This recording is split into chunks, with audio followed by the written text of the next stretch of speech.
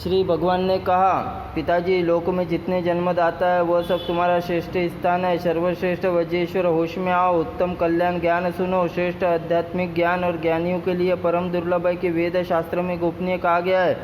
केवल इसी की इच्छा उपदेश दे रहा हूँ। तात एकाग्र चित्त होकर प्रसन्नतापूर्वक ज्ञान सुनो, इसका मनन करो। अभ्यास जन्म मृत्यु जरा रूपी रोग और छुटकारा मिल जाता है। महाराज, वज्र द्वारा सुस्थिर हो जाओ। इस ज्ञान को पाकर शोक और मोह से रहित होकर परमानंद निम्न हो जाओ।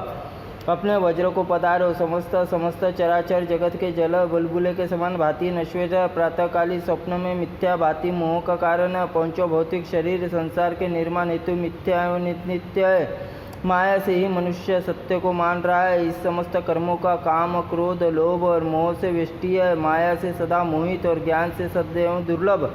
निद्रा, तंद्रा और शुद्धा, पिशाचा, क्षमा, दया, लज्जा, शांति, धूति, पुष्टि, तुष्टि आदि से यह आवृत्त है। जैसे वृक्क का काक और पक्षियों का आश्रय, उसी प्रकार मन, बुद्धि, चेतना, ज्ञान और प्राण आत्मादिक सहित संपूर्ण देवता शरीर के आश्रय लेकर रहते हैं। सर्वेश्वर पूर्ण संपूर्ण ज्ञान रूप स्वरूप आत्मा और ब्रह्मा मन सनातनी प्रकृति बुद्धि है।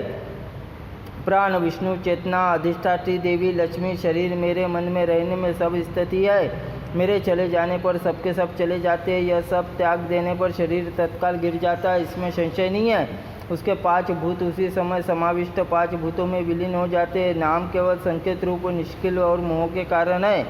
7 अज्ञानियों के लिए शरीर और शोक है, ज्ञानियों के लिए किंचित मात्र दुख नहीं है, किंतु निद्रा और शोक शक्ति यह सब प्रकृति कला है।